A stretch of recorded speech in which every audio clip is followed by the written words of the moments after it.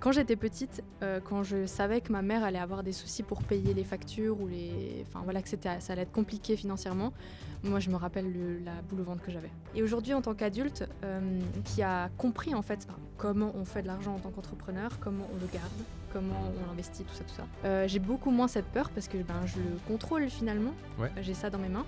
À partir du moment aussi où tu suis tes chiffres, tu suis ta compta, tu suis ton flux de trésorerie, machin, tout ça, en fait, c'est juste des chiffres finalement. Ouais. Et à partir du moment où tu considères l'argent comme un chiffre qui va t'aider à atteindre d'autres ambitions, d'autres objectifs, ça devient du coup un moyen. Et c'est plus très secret en fait. Et du coup, tu peux en parler n'importe comment. Tellement juste. Salut Janice, bienvenue dans le podcast In Progress. C'est vraiment un plaisir de t'avoir aujourd'hui. Je te suis depuis pas mal de mois sur les réseaux. C'est vraiment un grand plaisir pour moi de t'avoir aujourd'hui sur notre podcast.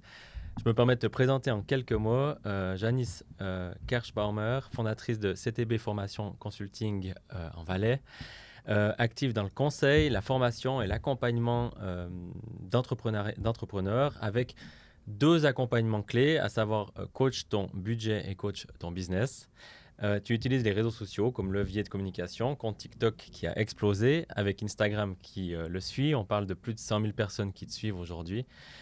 En moins de 2 ans, tu es passé de la précarité à une entreprise en forte croissance avec une première employée en CDI et tu as triplé quand même ton CA cette année, si je ne me trompe pas, et une communauté aussi hyper engagée autour de toi. Oui. Ton moteur, la liberté, l'impact et la volonté de jouer selon tes propres règles. Très bien décrit. Est-ce que j'oublie quelque chose pour te présenter en quelques mots? Non, je pense que c'est assez complet. Simplement, peut-être un peu plus de 2 ans quand même, parce que mon parcours dans la liberté, on va dire, financière, déjà, je pense qu'elle n'est pas complètement terminée, mais c'est plutôt, je dirais, 4 ans quand même. Entre les déclics, tu sais, les phases où tout d'un coup, tu sens que ça va pas, et puis les choses que tu mets en place et le moment où ça marche, ça prend un peu de temps. Ouais, c'était un peu une de mes premières questions sur un peu ton parcours justement à ce déclic. En 2019, tu étais aux études, un peu en galère justement. Donc, il y a une vraie transformation qui est venue. Du coup, ma question, elle est simple. Ça a été quoi le ou les déclencheurs que tu t'es dit, OK, maintenant, je change de mood et je fais autre chose? On y va, oui. Je pense que toute ma vie, ça a été il y a beaucoup de choses, il y a beaucoup d'éléments. Déjà, une enfance un peu compliquée financièrement, parce que ma mère n'avait pas d'argent, mon papa est décédé. Elle a eu... c'est une très longue histoire à ce niveau-là, mais du coup, j'ai grandi sans connaissance de ce que c'était avoir de l'argent, et surtout avec aussi les bloqueurs en me disant, c'est pas pour moi, en fait, avoir de l'argent, c'est réservé à ceux qui en ont déjà. Donc, il y avait ça. Quand je suis arrivée en Suisse, je me suis dit, il y a peut-être moyen de sortir de ça parce que j'ai commencé les études et je me disais, il paraît qu'à la sortie des études en Suisse, on a un joli salaire. Donc, je me suis dit, cool, ça va gagner 6 000 francs par mois. C'était exceptionnel pour moi. Je me suis dit, waouh, j'y vais. Donc, je suis arrivée en Suisse en 2013. Mais j'ai vite déchanté parce qu'en fait, je suis arrivée avec 3 000 € dans la poche. Et avec 3 000 €, on ne fait pas ses études. Pas très loin, ouais. Donc j'ai arrêté, je me suis mise à travailler. Je suis retournée aux études avec un job à côté, chez Coca. J'étais chez Sky aussi pendant un moment. Et puis effectivement, à la fin de mes études, Sky c'était après mes études, à la fin de mes études en 2019, j'avais vraiment bien géré mon budget pendant mes études. Parce que du coup, je travaillais. Et en fait, je me suis retrouvée dans une situation ultra précaire parce que j'avais 4 000 francs par mois brut. Et que c'était pas possible de payer mes factures à Genève, quoi. En plus, j'avais beau avoir été très économe, être économe, ça veut pas dire qu'on gère bien son argent, en fait. C'est juste. C'est pas la même chose. Et ouais, c'était à ce moment-là que ça a été très compliqué, mais je pense qu'il m'a fallu, il m'a fallu 1 an et demi, 2 ans avant d'entamer le chemin de vraiment apprendre ce que c'était l'argent et comment ça fonctionnait. T'as dû casser des blocages que t'avais avec l'argent, je présume. Ouais, mais c'est pas comme si quelqu'un m'avait dit « Ah là, t'as des plafonds de verre, machin », c'était pas du tout ça, c'était juste moi qui constatais qu'en fait, il y avait un peu un au-delà de ce que je pensais. Ouais, et je pense que même aujourd'hui, avec où t'en es aujourd'hui, tu vois qu'il y a encore des steps qui sont... T'es entrepreneur, tu sais ce que c'est. Qu'au fur et à mesure que ton entreprise, elle grandit, tu te rends compte que t'as accès à certaines choses. Et en fait, c'est pour tout dans la vie. C'est accès à l'amour, c'est accès à l'argent, accès au bonheur, accès au confort, en fait. Et on est quand même dans un pays où on a facilement accès à ça. Enfin, on n'est pas non plus défavorisé. Donc, voilà, je pense que on pourra en reparler, mais sur les réseaux sociaux, il y a quand même beaucoup de gens qui se mettent dans des situations de victimisation Oui, en parlant de ça, quoi. Mais du coup, tu as pris. Comment ça s'est passé pour que tu. Parce que, alors, du coup, il y a le positif de la Suisse, sécurité, etc. Mais aussi un peu le négatif qui fait qu'on n'est pas super réseaux sociaux et puis on n'aime pas forcément les têtes qui dépassent et puis on n'aime pas forcément les gens qui prennent de la place. Comment tu t'es dit, je vais utiliser ce canal-là? Comment t'es passé en mode, c'est. Ouais, comment tu as transformé ça en disant, OK, je vais utiliser les réseaux sociaux pour me mettre en avant et commencer à créer, coach, ton budget au début? C'était la première chose que tu as lancée. Oui. Juste en quelques lignes, comment ça s'est passé, ce constat? Déjà, il faut savoir qu'il y a des choses sur lesquelles je ne me pose aucune question. J'y vais, c'est tout. Il n'y a pas de peur, il y a fearless, vraiment, j'y vais, on s'en fout. Et il y a d'autres trucs où je me pose beaucoup de questions. Et Coach ton budget, ça a été vraiment un no-brainer. C'était, en fait, j'avais créé, j'avais rédigé, j'avais écrit la structure de la formation. Ouais. J'avais commencé à la produire. Et en fait, à ce moment-là, c'était vraiment, tu sais, tout marketeur qui se respecte va se dire comment est-ce qu'on trouve des clients? Et ben, il faut aller faire du marketing. Okay. Et moi, c'était déjà une spécialité parce que j'étais à l'époque, je dirigeais, c'est un grand mot. Je m'occupais de marketing digital chez Sky. Ouais. J'avais des beaux budgets, j'avais beaucoup de choses dans mes mains à ce niveau-là. Et du coup, accès aussi au account manager, à tous les behind the scenes, l'influence, etc. Donc, j'étais quand même assez calée dans ce que je faisais. Et là, je me suis lancée et j'ai fait vraiment... je sais pas si ça va passer dans les vocabulaires, j'ai fait vraiment des trucs putaclic. Ok. J'ai mis... Tu t'es dit, on y va à fond. Ouais. Et puis okay. Je mettais des stories de moi, des TikTok de moi avec des lunettes de soleil que j'ai là, où je mettais si en 2023 tu veux devenir riche, abonne-toi, des trucs comme ça. Franchement, c'est éclaté. Et les vidéos, elles sont toujours là. Et encore aujourd'hui, j'ai respecté un peu ça, c'est que je fais souvent des trucs un petit peu faciles ou éclatés parce que pour moi, c'est ce qui fait aussi qu'un grand nombre de personnes est touché pour avoir ce déclic sur la finance, tu vois. Mais tu as dit un truc pour moi qui est fondamental. Tu t'en fous un peu de ce que les gens en pensent. Ah ouais, ouais. Mais ça, c'est un truc... Enfin, moi, je vois chez mes clients ou chez beaucoup de gens à qui je discute, c'est pas du tout commun à tout le monde. Surtout quand on vient quand on est suisse. Le regard des autres, c'est un truc... Moi, il m'a fallu longtemps pour accepter aussi pas de m'en foutre, mais le côté de dire, en fait, partageons ce qu'on a à partager. Et puis, ma foi, c'est clair que ça va générer un peu de... jalousie ou de colère d'un côté, mais au final, c'est pas ça l'important.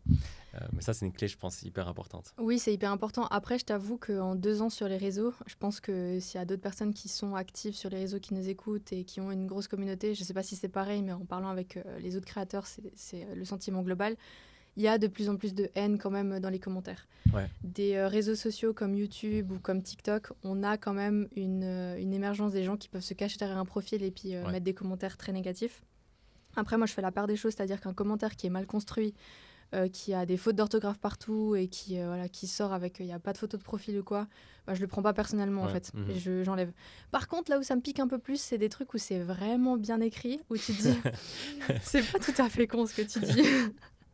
Donc, il faut avoir des épaules solides et puis je t'avoue que même si je m'en fous, il y a des choses quand même, parfois, où tu te remets quand même en question. Ouais, ça touche. On va pas se le cacher, quand même. Et puis l'autre penchant, et moi, c'est pourquoi des personnalités comme toi ou comme Edouard aussi, je suis admiratif, c'est que moi, je viens du classique, je viens de l'entreprise classique où mes clients, je les ai faits en faisant du sponsoring, dans des événements et tout ça. J'ai beau être une boîte marketing, le levier réseau social comme vous l'utilisez, comme toi tu l'utilises, même si c'est plus du tout une nouveauté en France, aux États-Unis, en Suisse, c'est encore... pas tout le monde le fait, quoi. Oui, et pas tout le monde le fait bien. et en plus, pas tout le monde le fait bien. Et, je dis ça, je parle pas de moi. Mais t'as raison. mais t'as raison. Et je pense que c'est un axe qui est aussi hyper important. Et voilà, toi, c'était ton outil. Et moi, je suis hyper admiratif de ça parce qu'il y a une sorte d'audace, en fait, de se dire, en fait, allons-y, quoi. J'ai mon produit à vendre et puis je sais ce que je vaux et puis let's go, quoi. Mais c'est vrai qu'on me le dit souvent, tu vois, ces derniers temps, j'ai fait pas mal... j'ai fait une interview avec Nazrat, j'étais dans d'autres podcasts, j'ai parlé aussi avec des journalistes et en fait, on me dit souvent que c'est rare des femmes qui osent autant. Et les premières fois où on me l'a dit, je me suis dit, c'est normal, non? Et en fait, en discutant avec des personnes plus âgées, disons pas ma génération, non, en fait. Et clairement. Je me suis dit, il y a une méga place à prendre en tant que femme dans l'entrepreneuriat, mais sur n'importe quelle scène, en fait. Et pour moi, ça sonne vraiment normal. Ok. Alors que apparemment ça ne l'est pas forcément. Ouais. Personnellement, quand j'ai commencé sur LinkedIn, c'était une stat toute simple qui m'avait fait réagir. C'était que moins de 1% des utilisateurs postaient. De ce constat-là, tu dis, bon, du coup, si je commence à poster de temps en temps, il va se passer un truc. Et c'est vrai que mais c'est pas évident parce qu'il y a plein d'autres choses qui... ça s'organise, tout ça, ça demande du travail, évidemment. Enfin, c'est pas non plus simple. Même toi, quand tu postes, même si ça a l'air tout naturel, ça prend quand même du temps en backstage. Ça demande d'être... Toi, aujourd'hui, tu es en train de constituer une équipe autour de toi, justement, pour t'accompagner. On est 5 maintenant. Ça avance.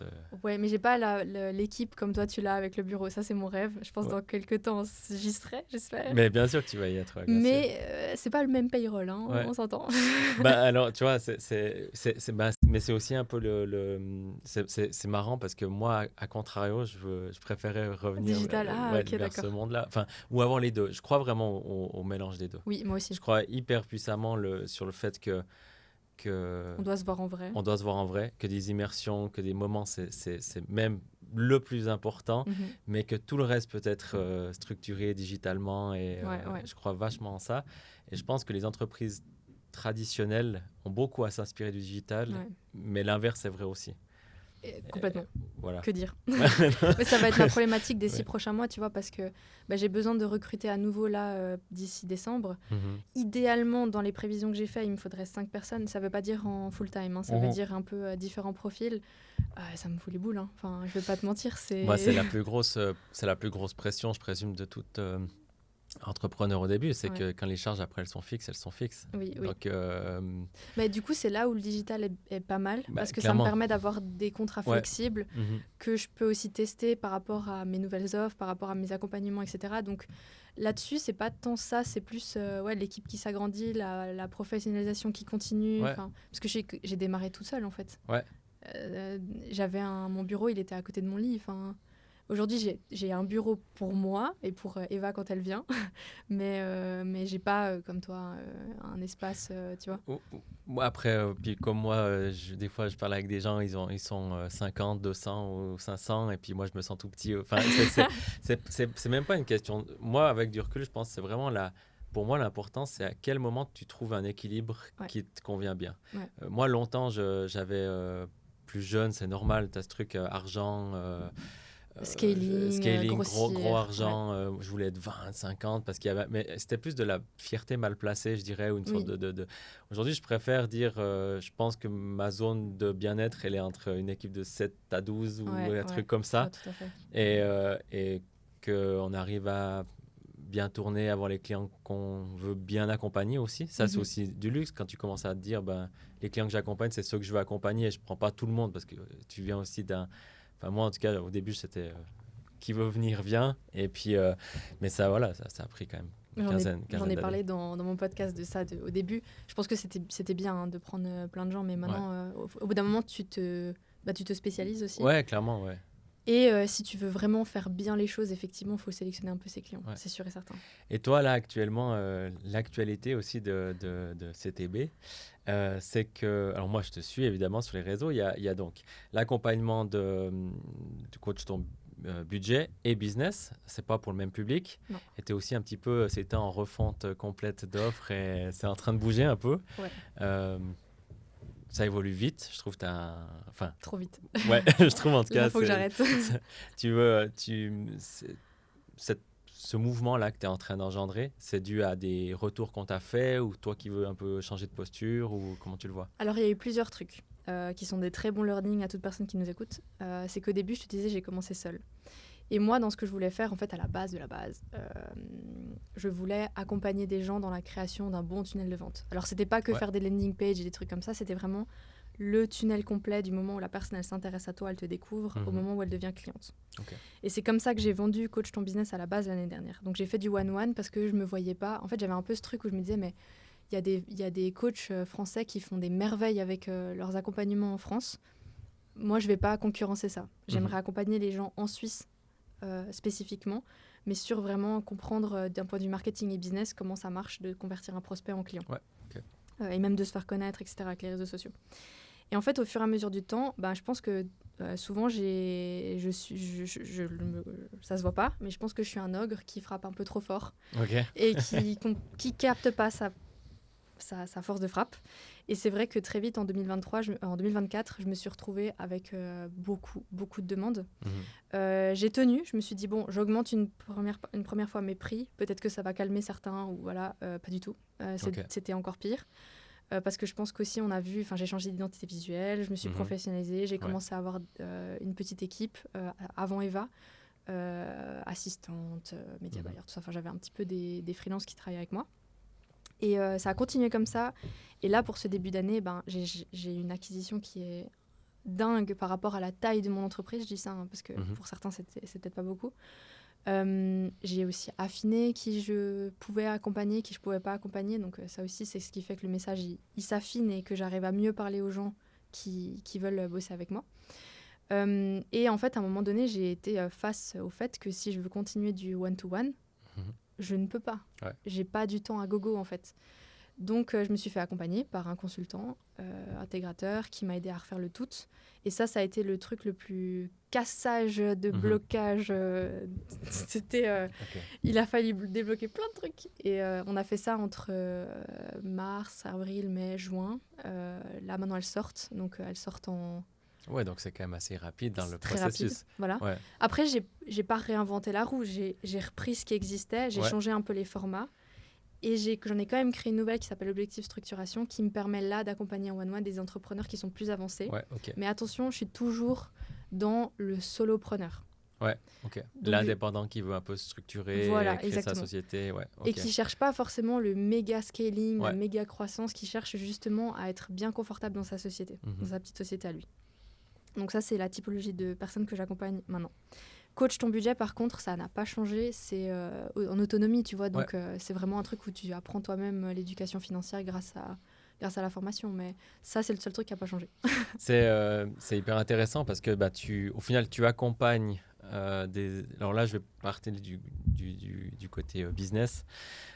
Tu accompagnes des gens, mais au final, tu es confronté toi-même à peu près à la même difficulté qu'ils ont. Parce que du coup, qui dit indépendant dit lié à ta personne. Qui dit lié à ta personne dit lié à ton temps. donc, de toute façon, après, c'est soit tu as une augmentation de prix, soit tu délègues. Et puis, c'est plus toi, du coup. Moi, pour ma part, ça a pris, alors pas 4 mois comme toi, mais ça a pris 2 ou 3 ans. D'intégrer gentiment des collaborateurs avec des compétences spécifiques et de faire comprendre à mes clients que pour parler de web, par exemple, cette personne était bien plus amène que moi de le faire. Mais ça a été un roulement très doux et très... Puis aujourd'hui, le téléphone sonne chez eux. Mais c'est la beauté et la dureté de l'indépendance. C'est que si tu tombes malade et que les gens ils veulent parler qu'à toi, c'est un peu compliqué. Mais tu vois, j'en ai parlé avec d'autres entrepreneurs qui disaient comment je fais en fait, mes clients ils me veulent moi, mais c'est pas moi, c'est ma collaboratrice, etc. On en a parlé, j'étais à Paris il y a pas longtemps, il y avait ce sujet à table. Et je t'avoue que j'ai pas trop peur en fait d'avoir des collègues vers qui déléguer ça. Enfin, justement, les personnes que j'aimerais avoir d'ici la fin d'année, ce sera pour ça. Ça me fait pas du tout peur parce que justement, je me réjouis d'avoir des gens qui feront les choses mieux que moi. Parce que on a de moins en moins de temps. Qui dit moins en moins de temps, moins en moins de cervelle. Donc, moins en moins de... Tu vois, pour faire les choses bien. Clairement. Donc, et si je peux ajouter ma pierre, et moi, j'avais une fausse croyance qui me traînait au basque depuis des années, c'est qu'en fait, j'avais jamais réellement posé la question à mes clients. J'étais auto-persuadé que ça devait être moi, machin.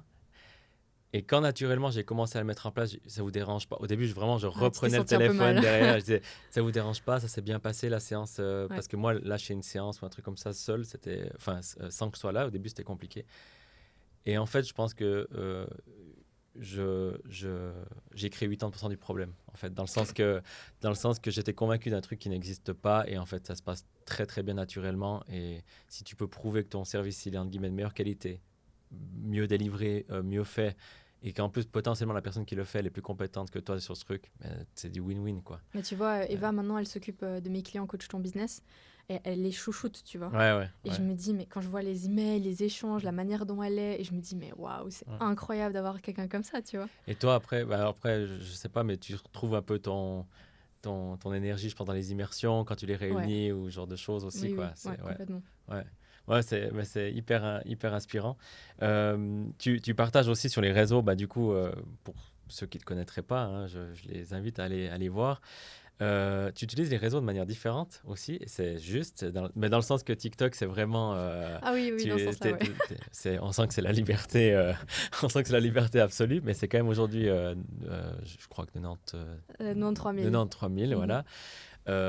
C'est venu, enfin, bon, j'ai bien compris que tu t'en fichais un peu de ce que les gens pensaient, mais du coup, ça donne une sorte de fraîcheur assez incroyable parce que du coup, ce qui est, je trouve assez extraordinaire dans le message que tu délivres, c'est que ton programme, c'est un truc quand même très sérieux.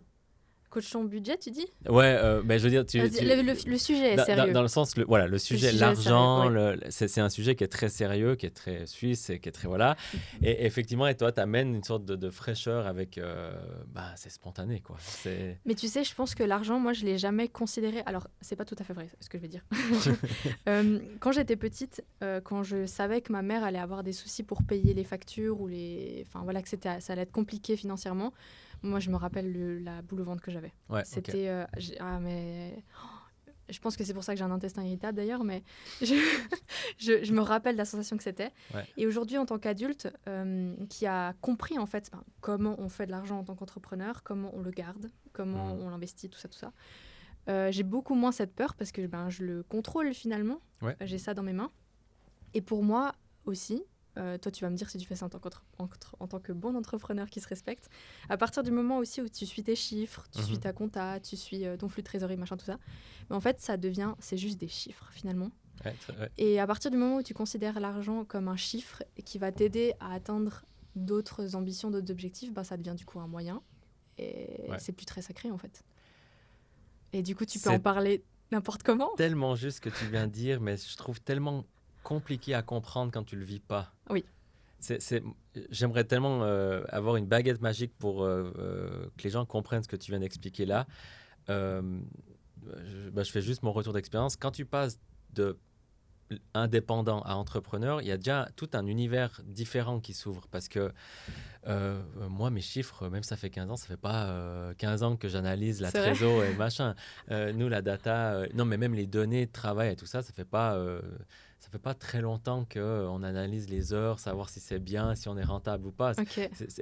Il y a beaucoup d'entreprises qui passent du statut d'indépendant à vraiment entreprise, c'est un peu à la louche. On fait les choses un peu de cette manière-là depuis tout le temps, ça fonctionne. Mais quand tu veux passer à un autre stade, effectivement, tu rentres dans cette analyse de dire, bon, en fait, il faut quand même que j'aille foutre le nez dans mes chiffres. Qu'est-ce qui se passe, quoi. Ouais, et parce que d'un coup, parce que la trésorerie, c'est quand même le nerf de la guerre, si tu respires plus, c'est l'oxygène. Donc, puis la donnée, savoir qu'est-ce qui est fait par qui, comment, c'est hyper important pour savoir si tu as un problème dans ta société. C'est ça. Mais il faut vraiment pas que les gens nous écoutent qui pensent que il n'y a pas de... C'est quelque chose qui vient et c'est un flux, quoi. Oui. Ouais, t'apprends. C'est un apprentissage. Beaucoup, il faut accepter que ce soit... je crois que... je connais aucun entrepreneur qui est venu me dire « Ah, mais moi, je suis arrivé du jour au lendemain, je savais analyser ma data, ma trésor, mes trucs. » Non, on s'est tous plantés, on a tous fait des mauvais investissements. Mais surtout qu'en fait, on peut parler de benchmark, mais il n'y a pas des benchmarks publics où tu as accès et on te dit « Cool, là, c'est bien ce que tu fais. » Et ça n'existe pas. Par contre, moi, on m'a beaucoup demandé, en fait, tu vois, coach ton budget, ça s'adresse à monsieur et madame tout le monde. Oui. Et on m'a beaucoup demandé coach ton budget pour les entreprises, donc vraiment pour la partie financière. Ça m'étonne pas. Et tu sais ce qui a été très compliqué? Alors, je commence à avoir la solution. Ce qui a été compliqué, c'était que, tu vois, passer d'être solo à entrepreneur, déjà, tu vois tes marges... shrink. Ouais. Elles disparaissent. Elles disparaissent tout à... voilà. C'est clair. Mais après, tu es avec une équipe et l'équipe, elle te remplit. Tu investis dans ça. Voilà. Donc, il y a d'autres... voilà, c'est prendre Moi, je vois toujours l'image du tremplin. Oui, tu dois toujours descendre avant de repartir. Voilà, c'est ça. Investir, c'est ça. Nous, quand on a pris ces bureaux, je veux dire que le premier mois, quand il a fallu payer les bureaux, le matos, les trucs... tu vois tes colonnes. Là, tu restes scotché à ton canapé parce que voilà, ça fait partie d'investir en une équipe. T'es venu avant, t'as vu comment se met en place. Ça me libère aussi de l'énergie pour faire ce que moi je préfère faire. Discuter avec toi, c'est là où est ma zone de génie. Oui. Mais il y a quelques années en arrière, j'aurais branché tout moi-même, etc. Mais il faut pas rêver. ça sous-entend Ça, investissement. c'est ça, exactement. Et du coup, c'était assez difficile pour moi. Tu vois, l'année dernière, je voulais pas prétendre que je savais gérer une trésor d'indépendant à la perfection, parce que surtout, j'avais pas non plus assez j'ai pas un laps de temps énorme. Tu vois, ça fait depuis, ça fait même pas 2 ans. Non, ça fait 2 ans. Donc, je pouvais pas prétendre juste avec mon diplôme en économie d'entreprise que je savais faire ça comme une déesse, tu vois. Mais par contre, je te dis pas les heures que j'ai passées depuis l'année dernière à organiser, processiser, comprendre, structurer, noter, documenter, toutes les manières que je faisais. Et je pense que mon assistante, Elia, elle est arrivée à un moment où j'avais déjà à peu près finalisé les trucs, donc on est plutôt pas mal. Et je pense qu'elle a dû se dire, mais elle est complètement folle, celle-là, elle change ses procès toutes les 3 semaines. Mais maintenant, j'arrive enfin à un truc où je me rends compte que j'ai envie de faire comprendre à mes clients que justement une trésorerie, ça va être le poumon, l'oxygène de ta boîte. Comment est-ce qu'on fait pour bien l'alimenter? Ça commence par le marketing, les offres, tout ça, voilà, la boîte. Mais c'est aussi par la gestion et savoir en fait comment est-ce que tu guides. Tu sais, tu as tes rênes avec ton cheval, comment tu guides, tu vois. Et là, je commence enfin à avoir un plan avec vraiment comment est-ce qu'on génère ce profit qui va construire la trésorerie et comment est-ce qu'on l'active pour investir ou non, tu vois. Mais ça, on ne peut pas faire une formation sur ça. Je rebondis parce que j'ai vu un TikTok de toi il y a quelques jours et tu disais quelque chose, un truc qui paraissait tellement simple et en discutant avec mes amis, en fait, je me suis rendu compte que beaucoup ne faisaient pas. C'était juste basiquement la gestion de un ou plusieurs comptes bancaires. C'était un TikTok, j'ai juste vu passer ça, j'ai dit faites un compte... alors moi, je le fais depuis que j'ai mes 18 ans, j'ai mes 3 comptes séparés parce que ça Qui t'a dit de faire ça? Moi. Tu vois? Mais parce que dans ma tête, il semblait avoir une logique de dire je vais être imposé là, j'ai une vie privée à côté. Puis du coup, je l'ai segmenté comme ça. Puis aujourd'hui, c'est vrai que je pourrais absolument pas réfléchir autrement. Et je t'ai vu faire un TikTok là-dessus. Et je me suis dit, mais ouais, donc en fait, il y a beaucoup de gens qui vivent avec peut-être un compte courant et qui mélangent tout et qui n'ont aucune visibilité sur leurs finances. Et c'est vrai que c'est des sujets qui sont hyper importants parce que... c'est pas parce qu'on a des automatismes ou qu'on croit que quelque chose est acquis que ça l'est. Et l'éducation financière... Mais c'est la clé, franchement. C'est la clé de beaucoup de choses, en fait. Beaucoup de gens gagneraient en liberté dans leur vie et en épanouissement, tu sais, aussi, en lâchant un peu les briques de ce que l'argent va mettre sur nous. Enfin, l'argent, c'est vraiment un truc que tu te trimbales si c'est mal fait. C'est des grosses briques qui te coulent en permanence. Alors que quand tu les largues et que tu comprends, c'est génial. Mais moi, j'ai une question pour toi. Dans ton entreprise, est-ce que tu fais ce système de compte? Oui. Aussi? Ouais. Ok. Pas de la même manière. Avec TVA, impôts, je pense. Ouais, ça j'ai hésité à le faire. Un peu plus simplement, il y a vraiment tout ce qui va payer le courant et tout ça. Ouais. Et puis après, nous, on sait qu'on a des charges techniques ou des charges qui peuvent être des imprévus, changer un ordi. Donc, il y a une sorte de fonds de sécurité qui part d'un côté, qui nous sert de poumon justement aussi pour les périodes qui peuvent être plus tendues. Donc, c'est vraiment quelque chose c'est un petit coffre-fort personnel qu'on fait grandir tout gentiment, mais qui nous sert des fois à éponger ou à solutionner, parce qu'en fait, on ne sait jamais quand un problème peut vraiment survenir et tout ça. Donc oui, j'ai réutilisé le même système sur plusieurs plans de cette manière-là. Ouais. Moi, je te dis que 90% de mes clients, j'en ai une 60aine. Hein. Ouais. C'est des solopreneurs, on s'entend aussi. Hein. Je dois avoir 3-4 SARL, une SA, j'ai une SA. 90% n'ont même pas un compte pour l'entreprise. Tu vois? Alors ça, c'est la clé de la... Comment expliquer ça? Si vous voulez ne pas paniquer tous les 30 du mois, c'est la clé de la gestion. De la gestion, mais aussi d'une sérénité d'esprit. C'est clair. Voilà. Parce que ça permet, que tu le veux ou non, de savoir si tu peux prendre un jour de congé, partir en vacances, si tu peux payer les salaires ou pas.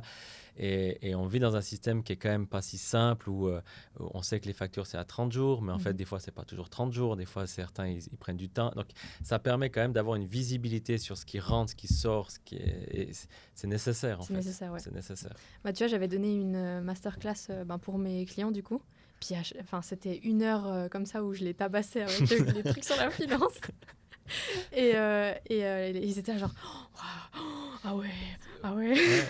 Ouais, mais après, là, moi, j'en parle comme si c'était logique, mais non, ça m'a pris 15 ans ça paraît simple aujourd'hui, mais non, c'est... Et il n'y a pas d'éducation financière. Et ça, c'est un truc, Non. moi, j'ai toujours reproché à l'école. Je dis, mais purée, mais pourquoi on ne nous apprend pas ça plus jeune Je sais pas, j'ai pas Ouais, répondu à la question. Maintenant, je sais que ça va de plus en plus. D'ailleurs, j'ai une cliente à moi qui est rentrée l'année dernière, qui est belge. C'est la seule cliente que j'ai qui est pas ok, en Suisse. trop bien. Passionnée par l'éducation financière. Vraiment une personne très gentille, incroyable. Elle a rencontré aussi un créateur de contenu belge qui parle d'investissement. Ok. Grégory, alors je vais peut-être écorcher son nom de famille, c'est Guillemin, un truc comme ça. Mhm. Je sais jamais si c'est Guillemin, je sais plus.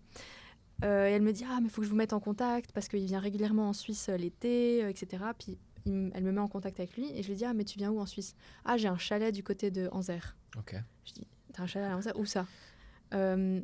Juste là, enfin, il m'envoie un petit peu à peu près, il m'explique un petit peu l'endroit et en fait dans le même village que moi. Incroyable. Incroyable. Il est belge. Hein. On se rencontre, il me parle de tout son environnement à lui. Donc, il vient de la finance. Enfin, lui, il est extrêmement calé en investissement. C'est vraiment quelqu'un qui est... J'ai rarement parlé avec quelqu'un qui était aussi calé Ouais. à ce niveau-là. Et en fait, quelques mois plus tard, donc c'était Sophie et Grégory, Guillaume, je sais plus, merde, pardon. J'ai un problème avec les noms. Pas grave. Et ils ont développé avec leur association à but non lucratif un cahier pour les enfants pour apprendre l'éducation Trop bien. financière. Je ne sais pas jusqu'à quel âge ça va. Ils doivent me le déposer dans la boîte aux lettres dans pas longtemps. Ah, trop bien. Ben, ça, c'est... Ouais, Ce genre d'initiative, c'est ce qu'il faut, je pense. c'est ça. Ouais. Et c'est vrai que voilà, Sophie, elle a travaillé un petit moment avec moi et de la voir faire ça, Mhm. c'est incroyable. De pouvoir porter aussi des projets, c'est Magnifique. incroyable. J'aimerais revenir un peu sur la création de tout ça. Tu t'es fait mentorer, si on peut dire comme ça. Tu as été fait un peu coacher pour créer ça. Comment t'en es arrivé à... J'ai bien compris que les réseaux sociaux, tu t'es dit, c'est comme ça que je vais pouvoir trouver mes clients. Mais ta formation, tes programmes, ta structure... Moi, je suis des centaines de formateurs en ligne. J'ai acheté des dizaines de formations et pourtant, j'ai encore jamais osé passer le cap de créer une formation. Enfin, par quel moyen tu t'es dit c'est ça que j'utilise de cette manière-là, je vais structurer comme ça et... Alors, c'est une bonne question, on ne me l'a jamais posée. Coach ton budget.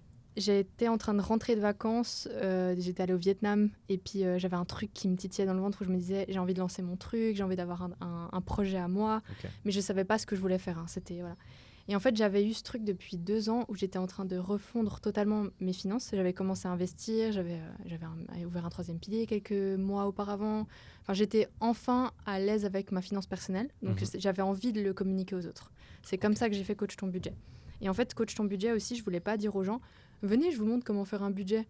Parce que des gens, ils en ont marre. Enfin, ils savent très bien, ceux qui ont tenté de faire un budget, que ça marche pas tout seul, faire un budget. Donc moi, j'ai vraiment passé dans une logique. Je suis quelqu'un qui fonctionne vraiment comme ça. Pour moi, il faut que ce soit ultra pédagogique et expliqué. Ok. D'ailleurs, si tu demandes à Eva ou à Elia les process chez moi, c'est étape 1, étape 2, étape 3. Ouais. C'est vraiment comme ça que je fonctionne, dans ma vie en général. Donc, Coach ton budget, c'est né un petit peu comme ça. Et puis, il y avait aussi ce truc de... Il n'y a pas en Suisse. Comment on t'explique Comment on t'explique le choix entre prendre la franchise à 2000 balles ou prendre la franchise à 300 balles? Comment on fait pour arrêter de prendre la franchise à 300 balles? On t'explique pas tout ça. Donc, je me suis dit, il faut que j'explique. Et après, je me suis dit, il faut que j'explique comment je suis un gros rat en général. Comment est-ce que je gère mes achats de fringues, mes commandes. J'avais envie d'expliquer tout ça. Et c'est comme ça qu'est né Coach ton budget. Ok. Donc voilà, ça c'est la base. Coach ton business, en fait, c'était à un moment donné où au bout de quelques mois, on m'a dit on n'arrête pas de me dire j'ai besoin de toi, t'es conseillère en finance, machin, t'es conseillère financière, je vends des assurances. Et j'étais genre, pas du tout. Je suis même contre ces gens-là. Parce que je trouve qu'ils donnent pas forcément des bons conseils, ou en tout cas ils s'adaptent pas aux gens. En tout cas les mauvais, on va dire, parce qu'il y en a des très bons, j'en ai rencontré des très bons. Et je me suis dit, mais il faut que je leur montre en fait mon vrai côté. Moi, je sais faire du marketing en vrai. T'as clairement t'as plusieurs casquettes qui tu mets à disposition, quoi. C'est ça. Et pourquoi Coach ton budget a fonctionné? Parce que j'ai fait du bon marketing. Enfin, c'est juste ça. Enfin, c'est juste ça, c'est pas que ça. Et donc, je me suis dit, je vais faire une plateforme, je vais faire un truc hybride où il va y avoir la formation. Oui, parce que comme ça, j'ai pas besoin de répéter ce que je veux dire à tous mes clients.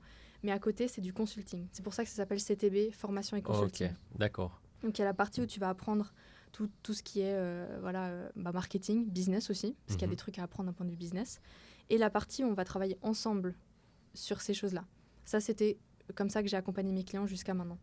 Donc là, tu t'es enfermé des mois à faire tes vidéos pour que ta formation elle soit en place. C'était pire que ça. En gros, j'avais tellement sous-estimé le travail. Parce que Coach ton budget, tu vois, ça m'a pris en tout 4 mois à faire. Je l'ai vendu par incrément, c'est-à-dire que je vendais d'abord le module 1, ensuite j'ai fait le module 2, etc., etc. Coach ton business, là, j'ai été beaucoup plus tête brûlée que ça. Non, mais vraiment, quand j'y pense, je me dis, mais quelle folle. Quand j'ai commencé à le vendre, en fait, j'avais pas du tout terminé. J'avais même pas terminé la rédaction. Un truc, ok. J'étais là, oui, alors on va parler du business plan. Ensuite, on va parler de l'offre. Ah Ensuite, on va parler des tarifs. Ensuite, on va parler du marketing. Ensuite, on va parler d'acquisition. Tu sais quand j'ai terminé le module acquisition ? Quasiment 1 année après. Ok. Et ça a posé... non. Ça a été dans Parce que, en fait, mes clients n'arrivaient même pas... En fait... je dis ça, c'est pas pour me jeter des pierres parce que je faisais mal le taf, c'est qu'en fait, il y avait déjà tellement de jobs à faire d'un point de vue offre et d'un point de vue business plan, mise en place, qu'on n'arrivait même pas à la partie acquisition, tu vois. Je trouve que comment dire ça ? Je suis admiratif de ça parce qu'au final, c'est comment tester une idée rapidement, faire un MVP, se dire, OK, je me lance le truc. Et c'est tellement moi, je pense que c'est mon plus gros défaut. Ce truc de vouloir que les choses soient carrées avant de les lancer. Et en fait, tu n'as même pas testé ton marché. Et des fois, tu te prends des baffes mais monumentales. Et de se relever de ce genre de baffes quand tu bosses depuis 6 mois sur un truc et puis qu'en fait, ça ne marche pas. Hein. Mais de l'autre côté, le stress que ça doit générer de se dire, en fait, j'ai fait qu'un module et puis c'est parti, j'ai déjà rentré des gens dans le module et puis il faut que le mois prochain, ça tourne. C'est ça. Et tu dois gérer la livraison de ce que tu as vendu, tu dois continuer de créer, tu dois assurer commercialement parlant l'entreprise, tu dois gérer... Enfin, il y avait énormément de choses à gérer au début, c'était vraiment... Mais après, tu vois, c'est pas que j'avais pas de vie, mais à ce moment-là, j'ai déménagé en Valais, j'avais moins la pression d'aller voir mes potes. En fait, c'est comme si je m'étais enfermée finalement. Mais mes moments de liberté, c'était de la randonnée, c'était... Oui, mais tu as aussi le suivi de tes clients permanent. Donc, je pense que tu arrives à faire un détachement, mais je veux dire, ils viennent quand même t'exposer leurs problèmes, leurs trucs et tout ça. Donc, tu as aussi tous ces calls ou tous ces trucs que tu dois rajouter par-dessus. Complètement. Ta gestion d'entreprise à toi. C'est ça, exactement. Donc, il y avait beaucoup à gérer. Et en fait, la chance que j'ai eue... Après, tu vois, je discutais de ça avec une cliente hier encore en call où elle me dit « tu vois, je ne peux pas prendre plus de 20 personnes. » Et moi, j'étais là, « T'inquiète pas, tu ne vas pas arriver aux 20 d'un coup. C'est optimiste, j'aime bien, j'admire, mais t'inquiète pas, ça va aller. » Et moi, c'était ça, c'est que j'ai pas... Tu vois, sur les réseaux sociaux, tu vois, au tout début, quand je commençais à suivre Margot Cunego, et qu'elle te disait, ouais, j'ai fait 30 000 balles. Moi, je me disais, c'est bon, j'en vends 10 et je fais ça, waouh. Et en fait, pas du tout, c'est pas ce qui s'est passé, tu vois. Mais c'est pas grave, et heureusement, parce que, en fait, c'est venu plus tard, mais j'étais plus rodée, j'étais plus capable d'assimiler, d'assumer le volume, j'étais plus capable de gérer ces personnes-là. Et en fait, moi, je vends cette histoire de MVP. Tu vas dans Coach ton business, jamais de la vie, je te dis, il faut faire que ce soit picobello et on y va. Non, mais jamais. C'est clair. Et surtout que j'ai beaucoup de gens qui viennent vers moi en me disant « Ouais, moi aussi, je veux faire une formation en ligne. » Et en fait, j'ai évalué beaucoup de gens inaptes à ça. À un moment donné, tu n'as pas de ressources financières. Tu ne sais pas filmer. Tu as peur d'être devant une caméra. Tu n'as pas le temps. Tu n'as rien. Oublie. Ou alors passe par un autre axe plus traditionnel et puis peut-être après tu y reviens ou trouve autre chose. C'est ce que je leur propose. Fais un atelier en ligne avec des gens, enfin, fais autre chose. Et souvent, ils sont là, ah ouais, en fait... Parce qu'on n'imagine pas le nombre de ressources et le nombre de ressources différentes que ça demande. Moi, mon problème, c'est que j'essaie justement de l'intégrer dans les équipes et du coup de l'automatiser au maximum possible, alors qu'en fait, il faudrait juste faire un MVP puis se dire, bon, en fait, on lance le truc et voilà. Mais là où je suis admiratif, c'est que pour toi, ça a vraiment marché, le côté réseaux sociaux, acquisition vers les réseaux sociaux. J'entends pas non plus 100 000 personnes dire qu'ils font des tunnels de vente en claquant des doigts et puis que ça fonctionne. Hein. Parce que remplir un calendrier aujourd'hui, c'est pas si simple que ça. Il y a moi, je vois bien avec mes clients, mais ça, c'est dû à l'entreprise traditionnelle. Ouais. C'est coup de téléphone ou mail ou T'es en B2B aussi. on boit le café. Ouais. Voilà, c'est un peu différent. Mais toi, tu as vraiment pu l'expérimenter. Et donc, tu as réussi à attirer tes premiers clients. Et du coup, tu t'es retrouvé avec combien de clients entre le début et aujourd'hui ou... L'année dernière, j'ai fait des lancements. Ok. Donc, j'ai fait par phase. Ah, tous les 3-4 mois. Voilà, c'est ça. Ok. Donc, c'était assez gérable et Crevant aussi. ça allait. Et en fait, en septembre, j'ai fait moins bien que ce que je pensais. Je m'attendais à un truc de ouf et tout. Je me dis, ouais, là, j'ai fait ça, là, c'est bon, ça va exploser et tout. Et ça n'a pas été comme je voulais. Même si en fait, je cartonnais quand même au niveau acquisition prospect, c'est-à-dire que les gens me découvraient de plus en plus, tu vois, en septembre. Donc, j'ai tout simplement, en fait, pris une autre direction. Je me suis dit, mais moi, si je veux me décharger des lancements, parce que c'est beaucoup un lancement. Hein. J'allais dire, ça doit être... Campagne électorale. Parce que concrètement, tu l'as fait en mode challenge 5 jours ou des choses comme ça, ou même pas? C'était genre, il y a une date et tu fais rentrer les gens jusqu'à une date. Webinaire. J'ai fait webinaire. Ouais, je faisais des webinaires. Avec des pubs avant et même pas. Ah, même pas. J'ai même pas fait de pub. Organique et... Organique. Ok. Ouais. Ce que j'ai fait comme pub, c'est juste la promotion un petit peu de moi, en fait, de qui j'étais et tout. Et ça a naturellement ramené des gens. En septembre, j'ai fait un peu différent, c'est que j'ai fait une petite offre que j'ai vendue. Et là, j'espérais faire un max de conversion avec cette petite offre. Okay. Et c'est là où j'étais un petit peu déçue. En vrai, si tu regardes les chiffres, ça va.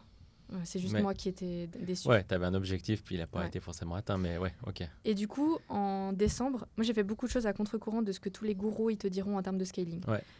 Fais pas du one-to-one, vends pas ton temps. Moi j'ai fait ça. Ouais. Voilà. Fais pas des appels découvertes, vends des trucs, machin. J'ai fait des appels découvertes. Ouais. Donc j'ai rouvert les appels découvertes en fin d'année. Et en fait, à ce moment-là, c'est là où j'ai commencé à avoir mes meilleures acquisitions, les clients les plus qualifiés. Sûr. J'ai pu en fait entamer une partie de la formation avec eux dans ce premier appel, parce que à tous les closers qui nous écoutent, j'ai closé en moyenne, je suis à quasiment 95% de conversion. Ouais, magnifique. Donc vraiment, sur toutes les personnes qui venaient en call, il y en a très peu qui disaient non. Et je pense aussi parce que c'était toi. Voilà. Ils ont écouté le podcast, ils ont vu l'animal sur les réseaux, ils savent de quoi je parle, je suis transparente, je suis là même en appel.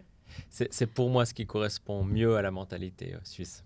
Voilà. En fait, je ne sais pas comment le dire autrement, parce qu'on a des différences de culture entre France, Angleterre et tout ça, et on a un besoin de vérification et de dire « Ok, c'est vrai », mais ça va même au cliché de te dire « Cette personne existe en vrai ». Oui, oui. Ça va même au cliché de se dire « Ok, je l'ai en face de moi, je suis rassuré, je peux passer à l'étape d'après. Tu sais pas combien de gens m'ont vu dans la rue, ils m'ont dit « Ah, mais t'existes » et tout. Non, mais ça, c'est un effet qui est perturbant, mais qui est vraiment ça, parce que ça, c'est vraiment... moi, le constat que j'en fais, c'est la même chose. Il y a ce besoin fondamental de connecter humainement. De connecter humainement, c'est ça. C'est pour ça que je dis aussi à mes clients, tu vois, là, dans la nouvelle version de Coach Ton Business, on a un tout petit module sur le networking, avec une stratégie de networking. Parce que pour moi, si tu veux vraiment bien cartonner en Suisse, ça doit passer par du networking. Le réseau, ouais. Et le réseau, c'est pas un truc où tu as une conversion déjà mesurable, traçable, tout ça, tu peux pas. C'est pas du digital. Ouais. Mais par contre, sur le long terme, ça va t'apporter tellement au niveau opportunité, bouche à oreille. Non, c'est génial, le networking. Et pas que d'un côté générer de l'argent. Ah oui. Aussi d'un côté... te faire un réseau d'amis et avoir le numéro de téléphone quand tu as besoin de quelqu'un. C'est ça, ouais.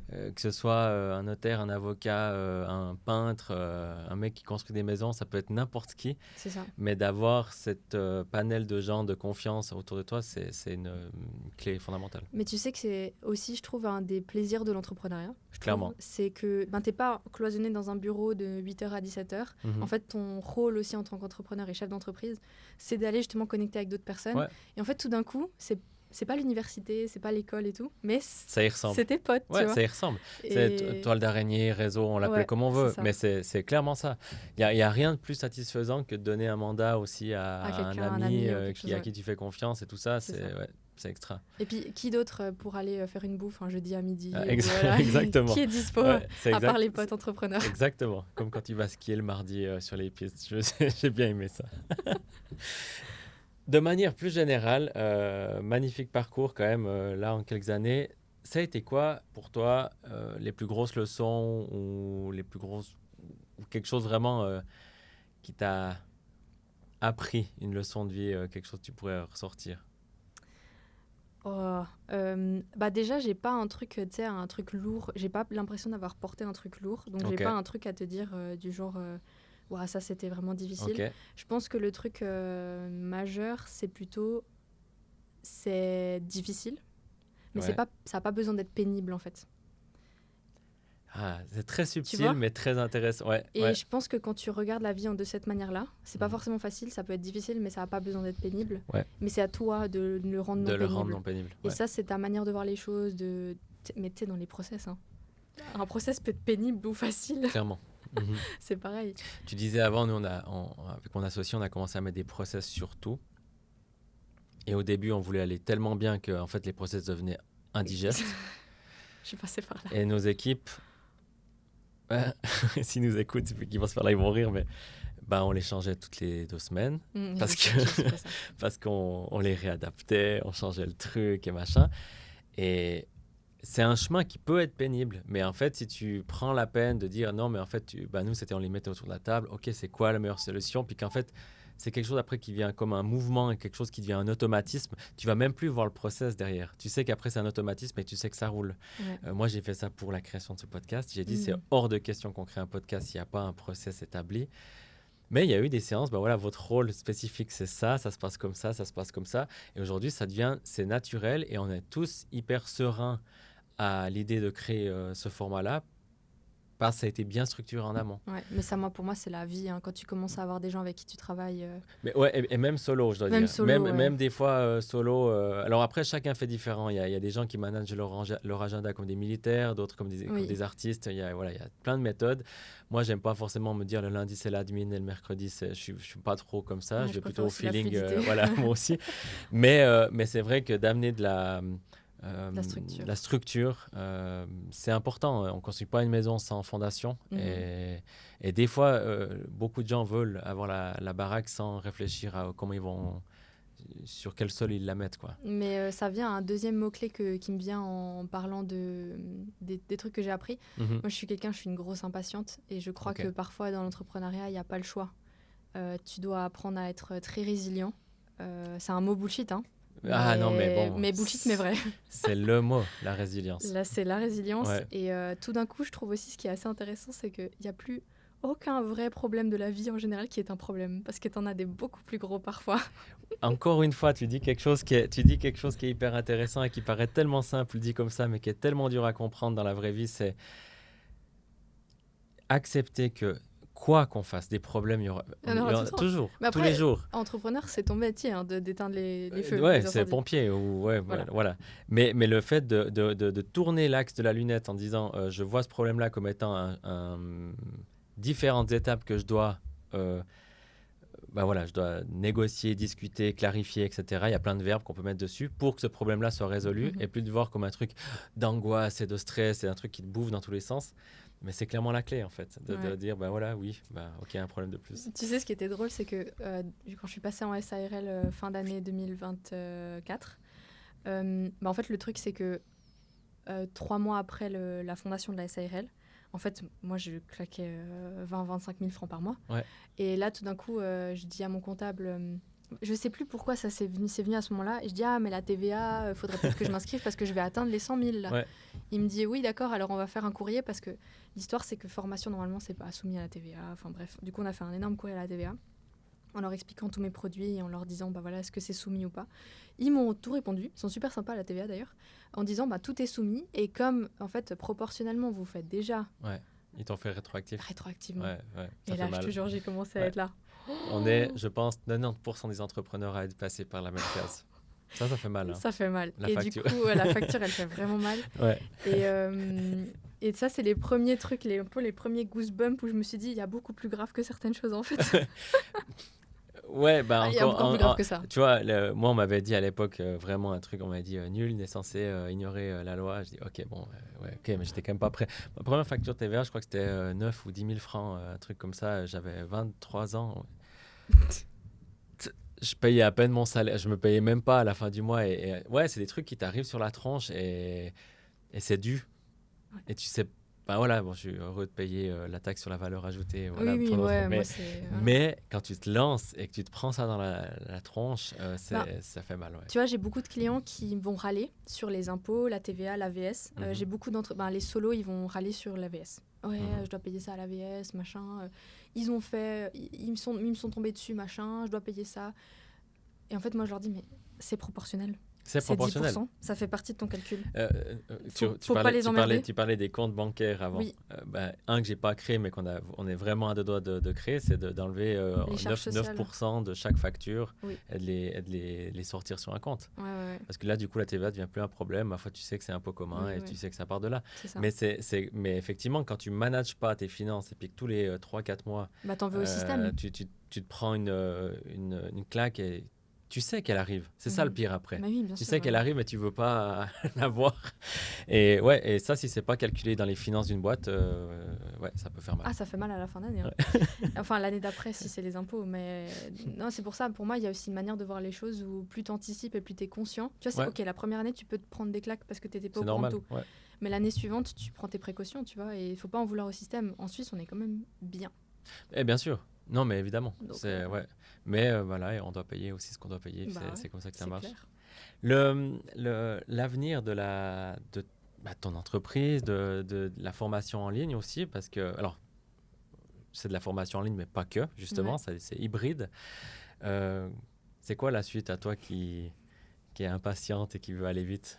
Alors, en ce moment, je ne sais pas si tu es un peu dans la loupe par rapport à tout ça. Il y a un peu pas des scandales, mais nous, les vendeurs de formation, on se fait tout le temps taper dessus. On est des arnaqueurs, des trucs comme ça.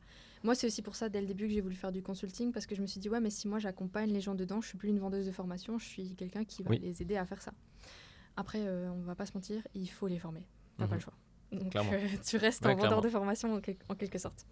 Donc, dans ce sens-là, tu vois, tu disais aussi, je voulais rebondir par rapport à ça tout à l'heure, mais dans mes zones de génie, j'adore accompagner les gens. Vraiment faire un one-to-one avec un entrepreneur à qui tu vas donner des choses et lui, il va le manger, il va le recracher, puis il va faire un truc de dingue. Moi, c'est hyper stimulant. Donc, j'adore accompagner des gens dans ce sens-là. J'aime aussi toujours faire mes appels découvertes, d'ailleurs. J'adore rencontrer les gens qui me rencontrent. Je me dis, trop bien, on a des trucs à faire ensemble. Et dans ce sens-là, je vais continuer de développer cet aspect structuration, donc coach ton budget, objectif structuration, pour accompagner de plus en plus les solopreneurs qui gagnent déjà bien leur vie, mais qui ne sont pas complètement structurés et qui n'ont pas le plan en place pour être serein. Et qui ne visent pas les 100 000 balles par mois, qui veulent rester de leur taille, mais peut-être plus confortable et puis comprendre, et vraiment axer beaucoup plus la partie finance, parce que pour moi, il y a encore beaucoup de travail à ce niveau-là. Donc, on est sur un modèle quand même toujours hybride, formation, mais consulting, avec presque un modèle un petit peu agence. Ouais. Puisque il va y avoir ça, mais pas agence. C'est hyper intéressant parce que moi, et en plus, je sais que la tendance, elle vient.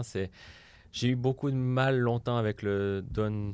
Le côté, j'adore les formations, j'en ai acheté plein, mais le done with you, je trouve que c'est compliqué parce que ça sous-entend que tu confies à la personne que tu formes la responsabilité de le faire elle-même. Oui, et souvent, c'est pas bien fait.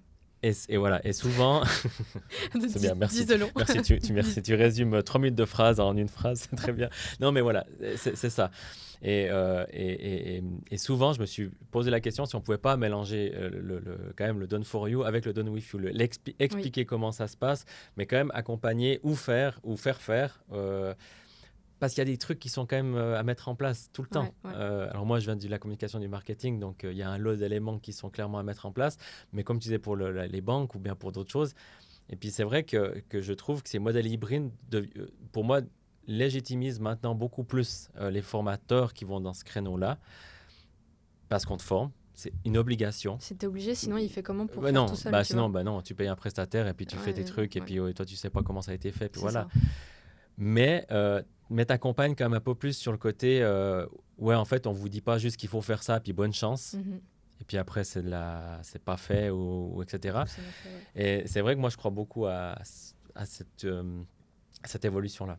Mais c'est sûr, mais moi je le vois avec les problématiques de mes clients, c'est que là maintenant je dois les envoyer vers mes prestataires de services avec qui j'ai des affiliations parce que je sais qu'ils bossent bien. Mais en fait, c'est pas. Je vois bien que c'est compliqué pour certains de mettre en place. Voilà. Là, j'ai une cliente qui a beaucoup de problèmes à synthétiser ses offres. J'aimerais bien pouvoir lui dire, OK, on va retravailler ça en workshop ensemble et puis on va faire par mes prestataires. Et donc, l'idée, c'est d'internaliser une partie pour que si j'ai le contrôle là-dessus. Ouais. Mais ça... Ouais, non, mais hyper intéressant. Après, évidemment, c'est beaucoup plus simple à dire qu'à faire. Voilà. On arrive déjà gentiment au bout, ça va extrêmement vite. Il y a quand même une thématique que je voulais te parler, c'est un peu l'avenir, aussi être une femme dans le monde de la formation et tout ça. Est-ce que toi, il y a ce créneau aussi, accompagner les femmes, ou est-ce qu'il y a une différence entre femmes et hommes aujourd'hui, ou comment tu le ressens? Jusqu'à 2025, pour moi, il n'y avait pas de différence. Je pense que, tu sais, je suis de 95, donc j'ai un pied dans la génération Z et un pied dans l'autre. Ouais. Et du coup, pour moi, homme-femme, je m'en fous. Mais cette année, j'ai réalisé qu'en tant que femme, j'avais quand même un truc où les gens, ça les fascine qu'une femme, elle se donne les moyens et tout. Moi, je suis là genre, normal, non, vraiment pas. Donc, non, je vais pas me spécialiser dans l'accompagnement des femmes. Par contre, j'ai envie de porter la voix féminine dans l'entrepreneuriat suisse, parce que je peux le faire. Et pour ça, en fin d'année, on a un projet avec 4 entrepreneurs femmes suisses. Trop bien. Dans une table chez un grand cuisinier suisse. C'est un grand cuisinier. Où on va justement venir parler de 4 parcours différents sur 2025. Trop cool. Je les ai déjà eus en tant qu'invité dans mon podcast. C'est pour ça que c'était aussi très féminin. Et voilà, porter un petit peu ces femmes, parce que encore l'autre jour, j'ai entendu un Suisse qui est très connu dire qu'il n'y a pas de femmes dans l'entrepreneuriat, ou très peu, qu'elles n'osent pas se montrer. Et en fait, j'ai envie de lui montrer qu'il y en a plein et qu'elles ont les couilles. À fond. C'est juste qu'il faut les voir. À fond. J'adore. J'adore. Très bon message. J'ai rien à ajouter. Et un dernier truc encore, une dernière chose. Tu sais, j'ai un pied dans l'influence parce que j'ai fait un peu d'influence avec Coach Ton Budget. Et dans l'influence, les gens, ils se tirent un peu des balles dans les pattes. On va pas se mentir. Il y a des petits dramas, machin. Il y en a plein. Et un truc que je ne connais pas dans le milieu entrepreneurial, en tout cas, tu sais, plutôt réseaux sociaux. Entre toutes les personnes que je connais, que je côtoie, on s'est connus sur les réseaux sociaux. Ils ont des business un peu similaires aux miens, mais différents. Il y a une entraide de dingue, et particulièrement entre les femmes. Ouais, ok. Et ça, moi, c'est un truc de dingue. Je me suis fait des gens, je peux leur téléphoner justement, je peux leur demander, enfin, c'est vraiment... Et on vit les mêmes problématiques. Et ça, c'est vraiment très intéressant. Hyper puissant. C'est marrant parce que j'ai plein d'amis qui me remontent en tête avec des choses qu'elles m'ont dit sur l'entrepreneuriat et tout ça. Voilà, j'ai pas de baguette magique pour solutionner ça, mais en tout cas, c'est des messages qui sont pour moi hyper forts. Et encore une fois, la mise en réseau, la discussion, l'échange, ce genre de choses, c'est la clé. Donc, ça résonne fort. Et, félicitations pour ça. En tout cas, tu as bien raison de... Je ne sais pas si tu te considères comme influenceuse ou pas, mais porter un message, porter un message, ça l'est finalement. Porteuse de drapeau. Très bien. Ça me rappelle juste une petite quote pour terminer d'un gentil monsieur qui m'a laissé ça sur Instagram. Mais vous, madame, vous n'êtes pas un monsieur. Vous n'avez pas les mêmes problématiques d'envie de grandir qu'un homme. Vous ne comprenez pas ça. À méditer. Voilà, à méditer. Je termine quand même toujours par la même question parce que ça me tient à cœur, mais surtout à celle de mon invité. Justement, s'il y avait quelque chose qui te tient à cœur, un message que tu aimerais transmettre à ceux qui nous écoutent aujourd'hui, ce serait quoi? Non, je pense qu'on a tous de la place en fait dans l'entrepreneuriat. On a tous de la place. Alors, c'est peut-être pas la thématique principale dont on a parlé dans tout l'épisode, mais je pense qu'on a tous de la place, on a tous un message à transmettre et si on a ce feu de vouloir le faire, alors il faut le faire. C'est important. À fond. Et surtout en ce moment, avec tout ce qui se passe, si on peut déverser un peu de positivité, faisons-le. Magnifique. Merci beaucoup. Avec plaisir. Merci pour l'invitation. Merci à toi d'être venu et puis à bientôt. À bientôt. Merci d'avoir écouté cet épisode d'In Progress. Si tu as apprécié cet échange, n'hésite pas à nous laisser une note ou un commentaire. Cela aide énormément à faire découvrir le podcast à d'autres auditeurs et auditrices. Tu peux également suivre In Progress sur mes réseaux sociaux @MaximeGremaud où je partage encore plus de contenu pour t'inspirer et t'aider dans ton parcours entrepreneurial. Reste motivé, continue de progresser et on se retrouve très bientôt pour un nouvel épisode d'In Progress. À la prochaine, ciao!